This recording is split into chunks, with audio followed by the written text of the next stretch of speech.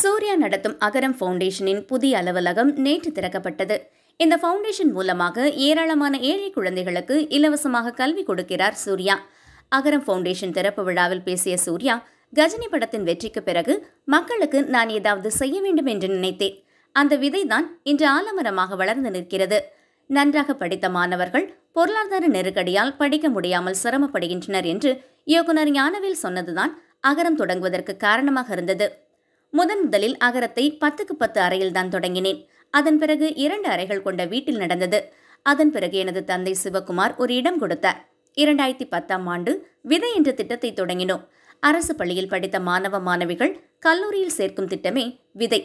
அகரம் ஃபவுண்டேஷனுக்காக கட்டப்பட்டிருக்கும் இடம் படிப்புக்காக வந்த நன்கொடையில் வாங்கிய இடம் இல்லை. எனக்கு கிடைத்த வருமானத்தில் கட்டப்பட்டது.